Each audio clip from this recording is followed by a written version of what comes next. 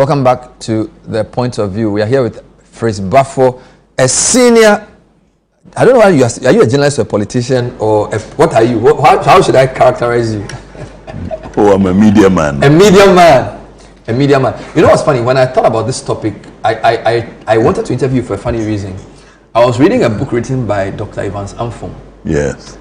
The book is titled Living Waters to a Thirsty Land. That's right. And he dedicated a lot of time talking about your father, R.P. Bafo, and how your father had prepared the ground for him to take over. And in his book, he showed photographs of the student leadership during his time as VC. Right. And there was a picture of P.V. Obing, Nana Akufo-Addo, Agyeman-Rawlings, and Felix Owusu-Ejepong. And he said that SRC in the 70s made an impression on him because they were very good leaders, and that he wasn't surprised that they became national leaders. Right. So this is the 70s where Nana Akufo-Addo will be at tech. I think at the time you were 60s into the 70s. Yes. So where would you be by then when she was in tech? Would you be in the UK or you would be in? Yeah, I was in the UK. You were in the UK. I you know, she was, in terms of years, she should have been 2 years ahead of me. Okay. In secondary school. So in Form 1, she would have been in Form 3. All right. So when she went to tech, I was working. Oh, you were already? I was working for her father. The father was then the managing director of the GNTC. And I joined GNTC in 69. G.O.T. Agyeman. G.O.T. Agyeman. He was the managing director of the Ghana National Trading Corporation. When you finished Prempeh and went to the UK for your A-levels, you already started working? No, before I went to the UK? To UK, yes. I worked for 3 years, yes. So you knew her father even before she became a politician? I knew her father from childhood. I've known Nana Konadu since I was 3 years old. No kidding? I'm telling you. Tell me about that. Where? Was it in Accra? Was it in Kumasi? In Accra, yeah. Where? Nana Konadu's father, J.O.T. Agyeman, John Osei-Tutu Agyeman, was my father's mate in Achimota. My father went to do his degree in Achimota. My father was an infantsman boy, all right, and did his engineering degree.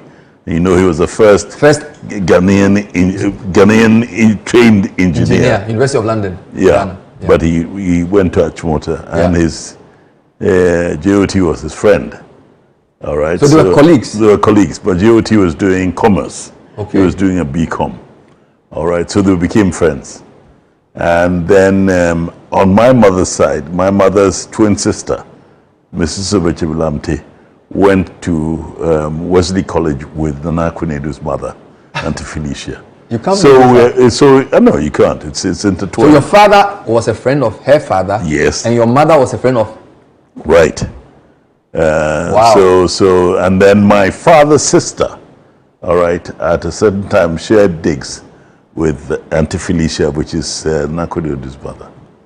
Where in Accra did you grow up? At Ridge. Ridge. Yeah. Was that where she was also living? Yes. You see, her father became the general manager of UAC. Good. All right. And Kwame Nkrumah took over the Leventis, AG Leventis, which was a big trading house, and turned it into the Ghana National Trading Corporation. Okay. And brought in Sir Patrick Fitzgerald, who was the UAC direct managing director, to set up GNTC. Wow. And he brought along J.O.T. Agyeman. Wow. So that was it. But so at that time, in 51, you know, Kwame Nkrumah became the leader of government business, and things changed. So the Ridge, which was a European-only area, became an area for very senior. So you were the first Africans to live among, yes, at Ridge, yes, in the early 50s. Wow. And so naturally with the friendship and everything, and there were others. There was Mr. Inokoku, who was then the secretary to the cabinet and one of the close associates of Kwame Nkrumah and head of the civil service at the time. So they were there too, and we had other very senior Africans living there. So J.O.T. Agyeman obviously was related to the Ashanti royals too. Very much. He was a grandson of one of the Queen Mothers, if I'm right. Yes. So Nana Konadu was a royal. She's a royal, very much so. Yes. And also then born to obviously a well-to-do family. Yes. Her grandfather was a cocoa magnate. Wow. At the time, before Cocoa Board became the sole purchaser for cocoa, cocoa beans and things like that. He was a cocoa magnate. Wow. And he actually traveled all the way to America to sell his cocoa beans. In those years? Yes, to Hershey and the rest. So it shows you. Wow. And they went by boat. There were no planes. So it will be very unfair to discuss her only from the Rawlings perspective. She was, you can say, meant for a certain path even before she met J.J. Rawlings. Naturally, I mean, she was a meteor, wow. comet going up in the sky. What was she like in childhood and those teenage years? No, she never changed. She was something else. All right, very forceful, very strong-willed. She had strong opinions. Even then? Even then, yes. The last time I think I talked to one of your journalists immediately after her death, and I, as a young boy, used to suck my thumb to the disapproval of my mother, my father, and everybody around me. So I used to hide, go and find corners, dark corners where I could suck my thumb and maybe read a book, you know. Okay. And when Nana Konadu came to visit, she had a penchant for finding me. Okay. And then she would shout. My mother was Akwili, so Auntie Akwili, ina Fritz,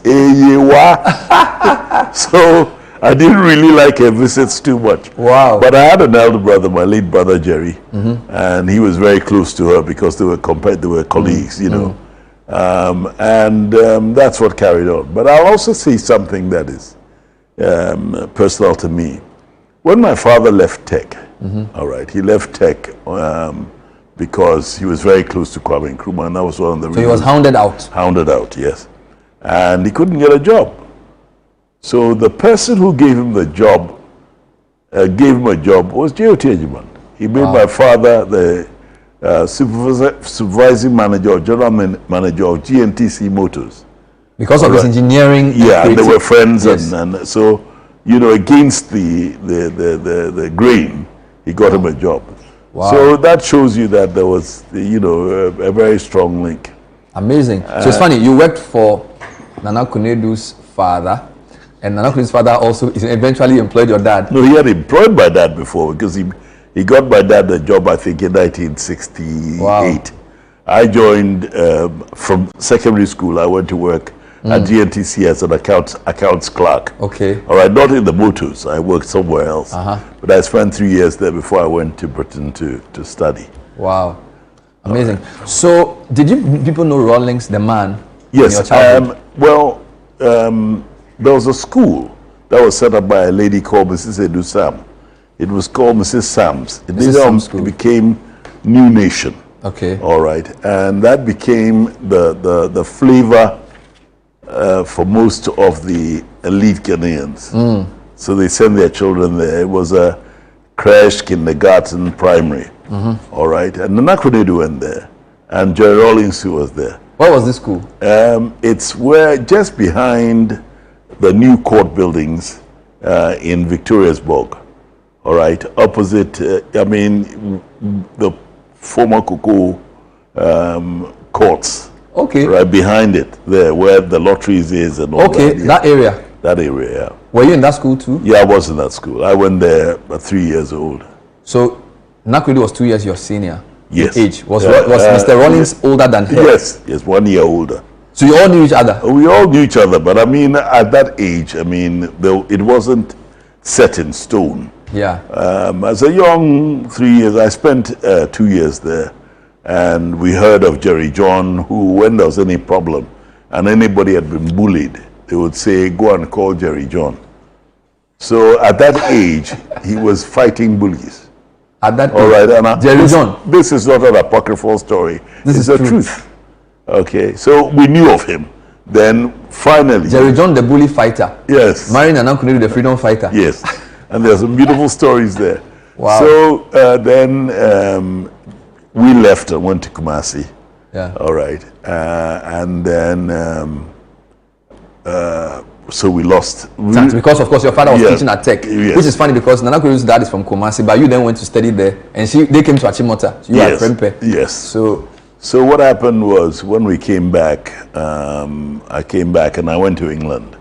But when I came back to Accra, I used to come back to Accra because my mother had moved to Accra after 1966, 67.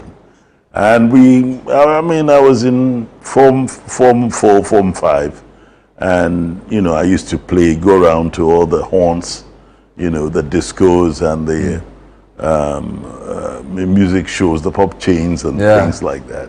And Jerry had then gone into the Air Force.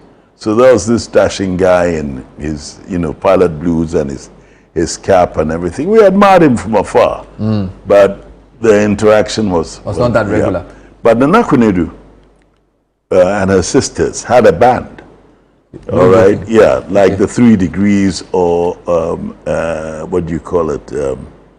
Diana Ross and the Supremes. Wow. Based on that.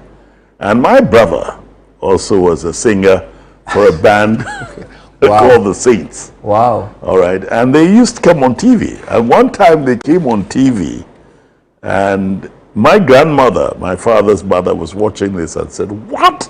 My grandson dancing and gallivanting on." So she told my father, not knowing it was the same thing with Nana Konadu, because she and her sisters performed, it was called Dance Band or Time for Showbiz or something.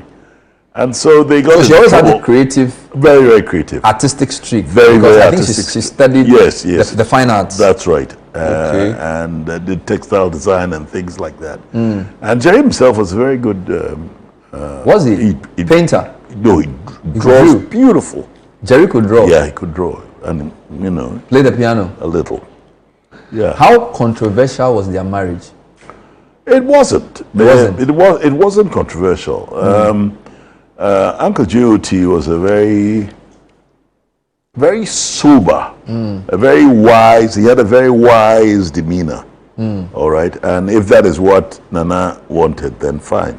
Okay, I don't know whether it was his choice or not. Because Rawlings was in the army, obviously. The Air Force, Konadu had gone to Tech to do her fine arts right, thing. and then she was working. She I think she was an interior designer.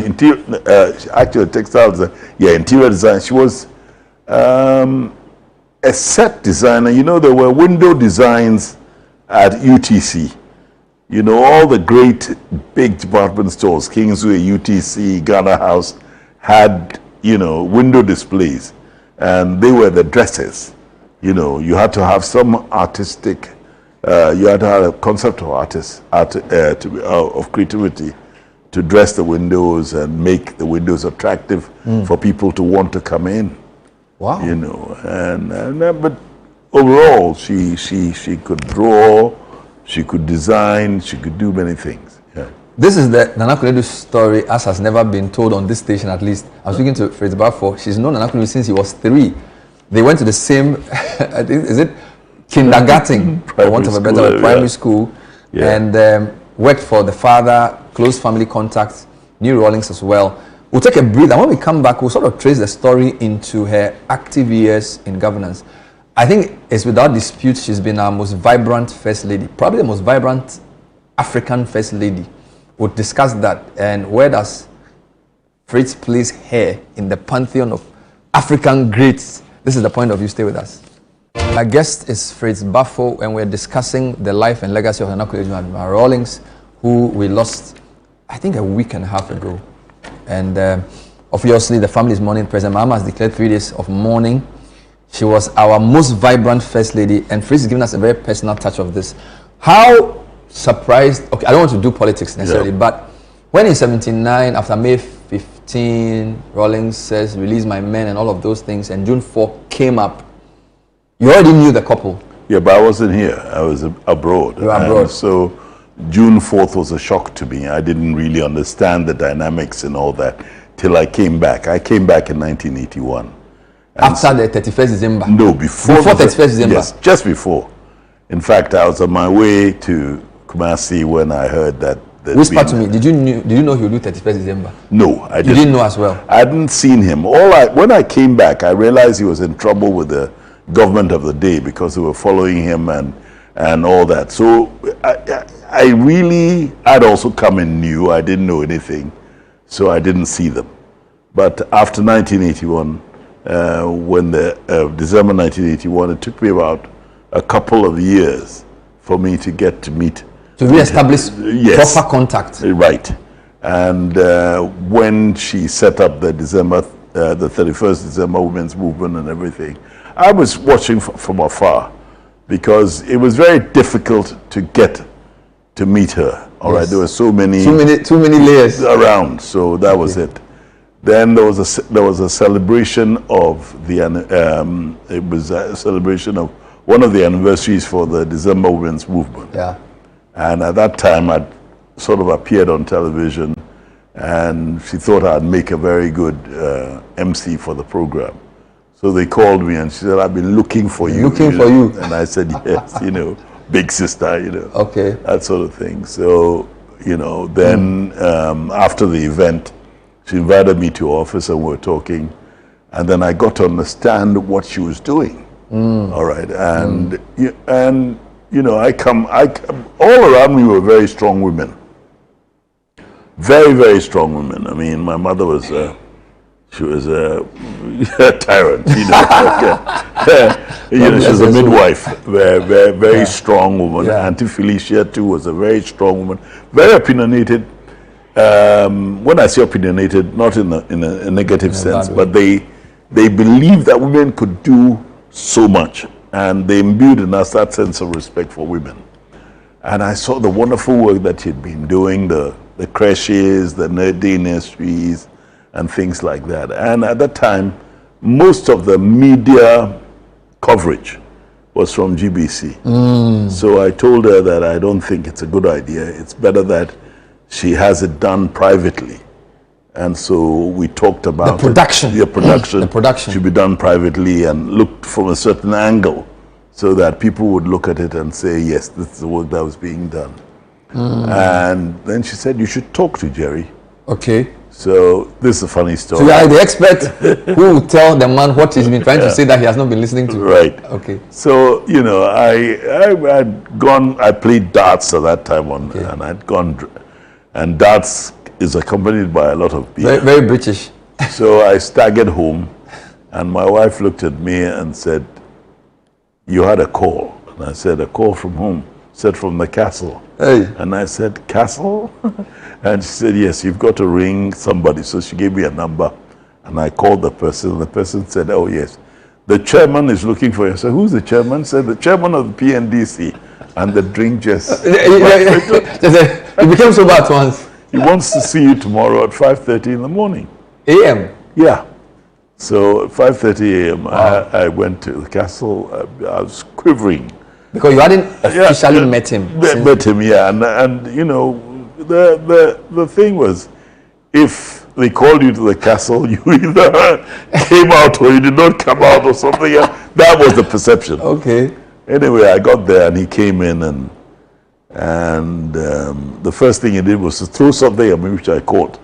And it was a gold watch. To test your reflexes? He said, look, I've been watching you because I had done F&F. Okay. And I had done a few programs. And she said, I'm watching you and I really like your programs. Nice. How are things going? So the chairman has been watching you on TV? Yes. That's good. So we sat down and he said, what are you doing now? I said, nothing. He said, okay, are you busy today? I said, no. So he put me in a plane and went to Akosombo. Just like that? Yeah. So he flew us. He flew you to Akosombo? Yeah. Chachu, Chikata and I. Wow. And we went to Akosombo and then went to the boatyard where they just built the MV Dodi Princess. Nice. And the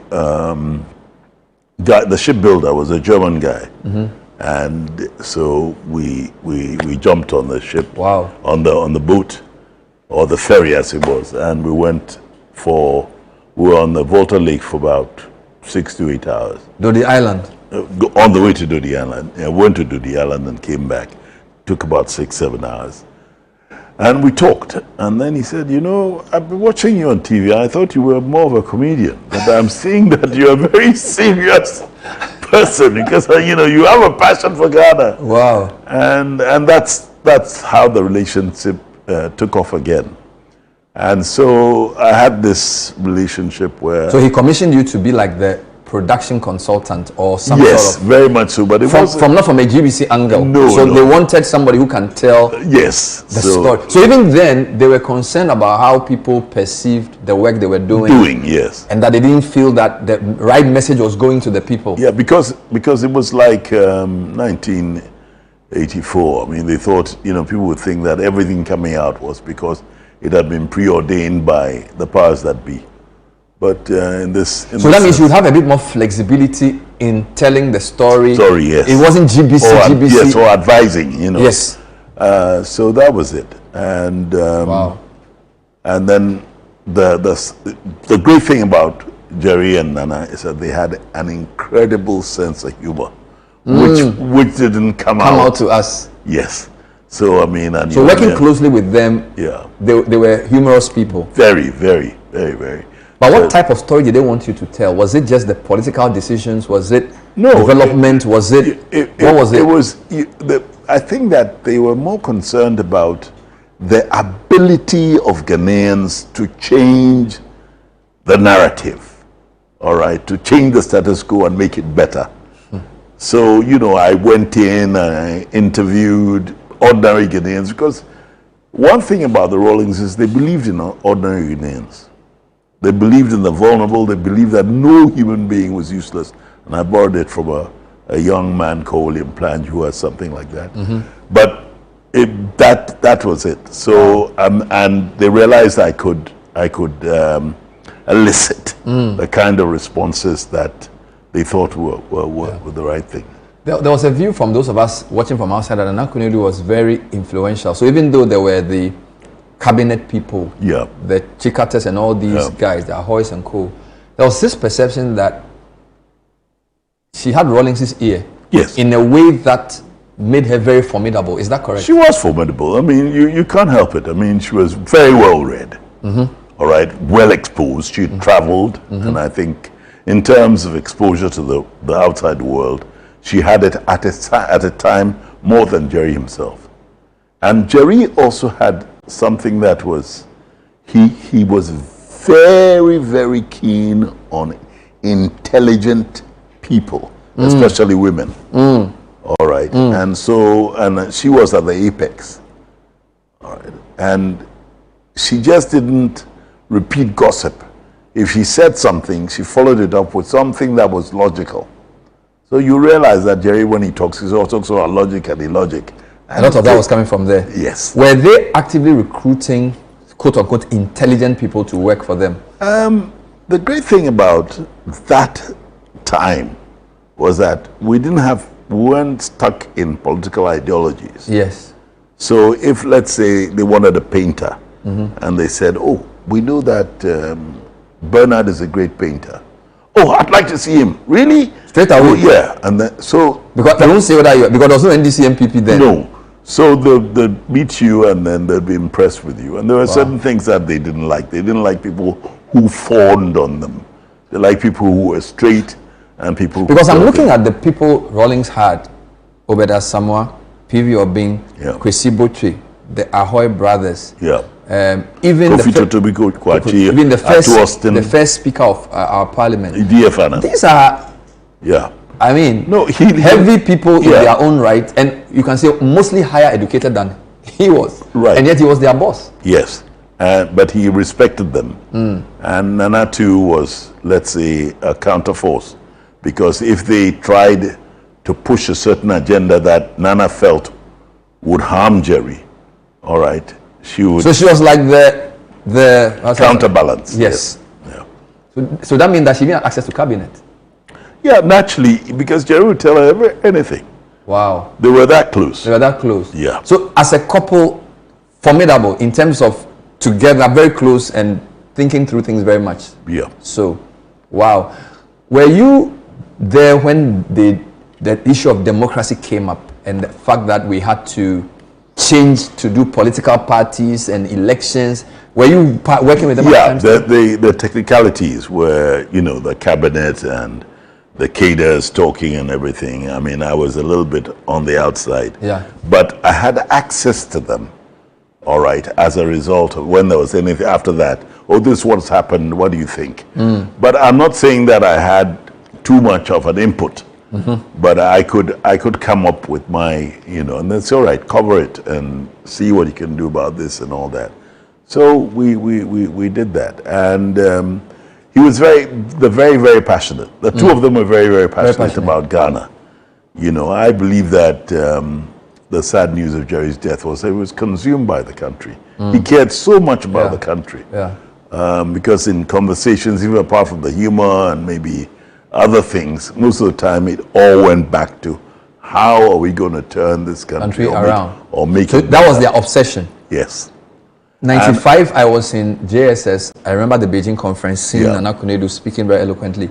And interestingly, she died within the 30-year period because I think President Mahama had gone to Beijing on the same. How this idea of women empowerment that we talk about? It stemmed from way back. Don't forget that Nana Konadu went to Achimota Secondary School. And Achimota at that time was a big experiment. All right, started by Gaggisburg, but enhanced by Fraser, and even more so by Agri. All right, that everybody could make an impact on their country. So the system was based on that, on aspiring for excellence and what you could do for your country, and that became the microcosm for the independence fight. All right. I mean, you could see that a lot of the people who came and put meters on the independence fight had an association with Achimota School. And the women, the girls who came out of Achimota are very strong. Think of Joyce Ayi as an example. Joyce Ayi.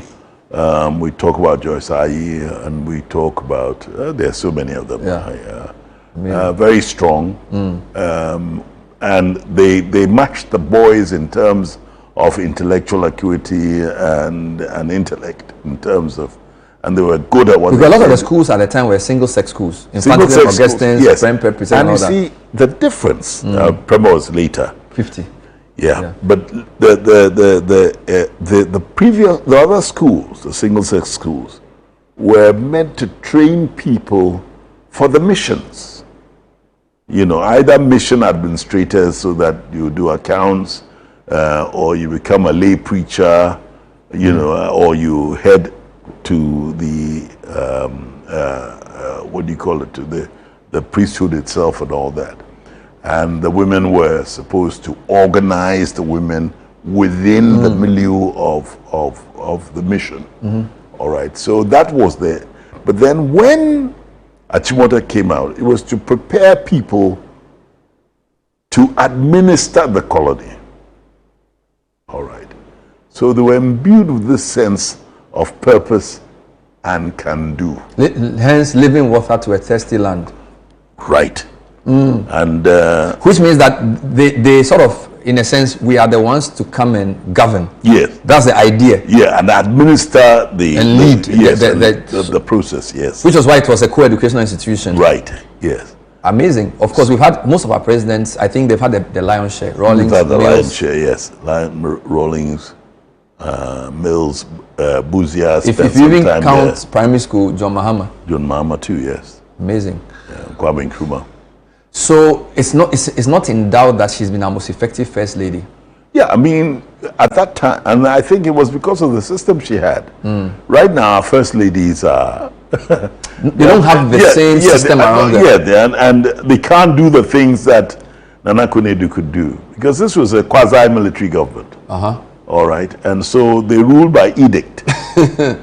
Let's be very fair. They ruled by edict, and so therefore she had the leeway to do that, and I'm not taking it away from her. She was a very formidable lady, and she used it for the betterment of the society rather than herself. I know people for political reasons will see all kinds of things, but would you say in their later years they regretted their approach because there was a lot of falling outs. If you think about people who were with them closely, who at some point even the NDC. Look at our political system from 1951 to now. Falling outs is just normal. Ghanaians are very, we call them a very stiff-necked people when it comes down to a lot of things. Kwame Nkrumah had Joe Appiah, Victor Uzu, Aramposa. They were with him. Later on, they broke away and formed the UP. All right. Then Buzia itself, when Buzia came in, he fell out with certain people. He fell out with Joe Appiah. You know, he fell out with Dr. H.S. Bannerman. Then you had the problem with the UNC and the Victor Usu, Kawili, another falling out. So it's so falling out is part of our part of the course. So I won't put too much store on it, except that because it's recent, we can talk about it. Did you maintain your friendship with her, though? Yes, very, very much so. I saw her on Friday. Yeah, we've had some falling outs, but that's something. You saw her on Friday? The Friday, yes. I was with her, and I even cracked a joke that she looked so well, and I was going to take her to a disco. So when I got up, because my balance is not too good, I almost fell. He said that's a punishment for you trying to tell me that. She said that to you? I mean, I had there were people there who saw it, so they were laughing. But yes, falling out, and she's cross with me. I don't want to see you and all that. When you went into Parliament in 2012, 2008, 2008 to 2012. Yeah. Obviously, with her blessing. Yes, I went to them to tell them I was going to stand, and they said, "Oh, it's long overdue." Long overdue. Yeah. So for you, being part of NDC was natural. I was at the beginning with him, because he even sent me out. He said, "Look, we're trying to form a political party. All right, go in and sit in." So I became a member of the media committee. So the first ads that came out on television and on radio were from this country is not moving backwards, it's going forward. Forward, yes. Those are things you did. Did you travel with him? You said something many years ago on an interview that in 96, you said the 92 election, Rawlings was a bit surprised at the vote MPP got, even the Rawlings NDC won. So he said 96, he visited every corner of the country because he wanted to be sure that people got the message. Yes. And he lost a lot of weight. I mean, I wish we had the pictures. You could see before and after. He went round and he worked hard because this guy was passionate. And she was campaigning with him too. Yeah, of course. And she did it. She had her own style of doing it, and she had the women in her palm because she'd opened the doors for them.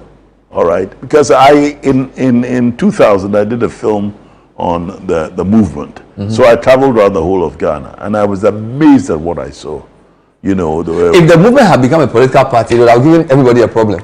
Serious problem. A very serious because problem. They were based on market women and and you know, they're very strong and very, very, very. Wow. Yeah, and not only the creches, as I said, I saw weaving, and I saw the bakeries, the gari factories, the palm oil and everything. And if we hadn't tampered with it politically when we lost power in 2000, and everybody was, you know, we never ever had a situation where there had been a change of government through the ballot box, you know, and so it was like a coup.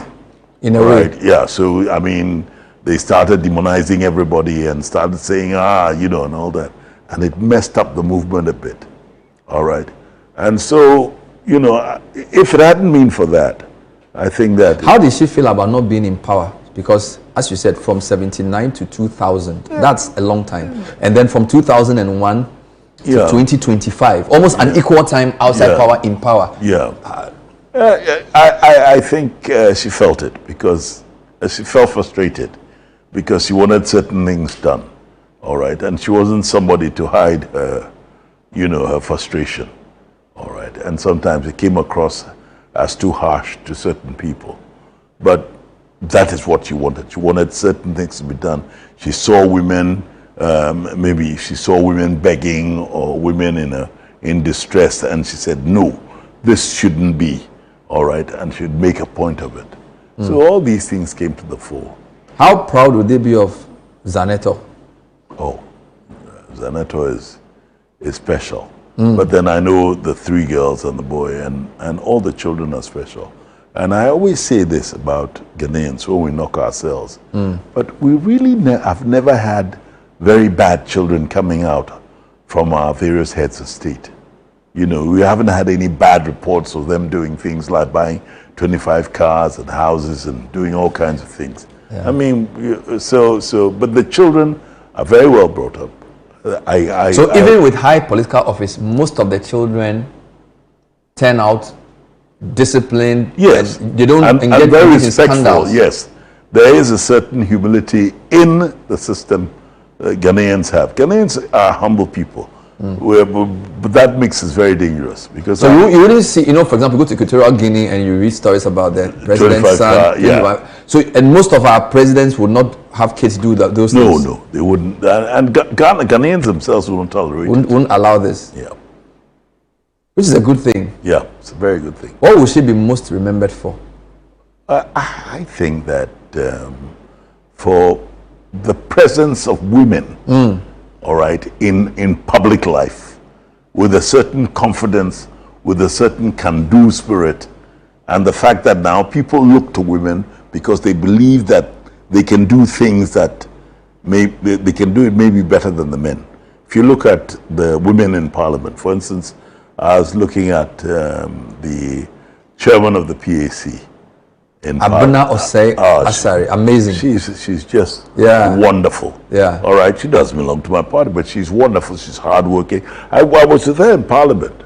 Very respectful, very humble, but very sharp. We need more of that. We need more of that. And if you look at some of the other women in Parliament, you'll realize. Look at, for example, Shirley Botchwey, where she's gone. Commonwealth. Right? Yeah. Look at Hannah Tete. Yeah. Where also she's UN. gone. Yes. And it shows you that we have something. We have the quality. That's a treasure. We have the quality. Yes, a treasure trove. Wow.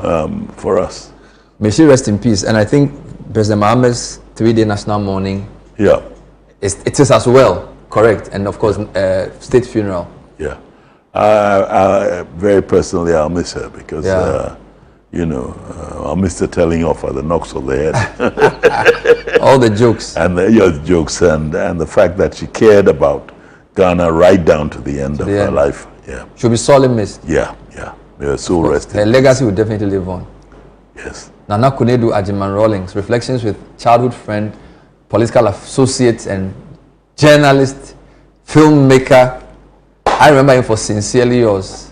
And of course, MP for... You were MP for just one term. No, 2 terms. 2 terms. Yeah. So this is Ablekuma South. Yes. You handed over to Oko. Oko van der Poel, yeah. Who happens to be your cousin. Oko van der Poel. And it wasn't deliberate. It was just that he was the right person, I thought. So whether it's Elmina or Accra. Accra, you are a coastal man. I'm also part Dagomba, don't forget. You're a proper Ghanaian. Totally. So Dagomba, Ga, Fanti, and Dutch. And Bunu. If you had been 10 years younger, I'd have made you president. Well, I don't think I have it in me. I mean... You'll be surprised. Thank you very much, brother. It's been a pleasure talking to you. Yeah, it's been Ms. Bafo is always good to talk to. Celebrate. I like to call him a journalist because, a lot of times when journalists do other things, then those things take them away. Right. But I think you're a journalist through and through. Yeah, and absolutely. we appreciate what you do. Thank you so much. So, Thank you. Condolences to the Rawlings family, and may Nana Agyeman-Rawlings rest in peace. We'll see you next time. Bye-bye.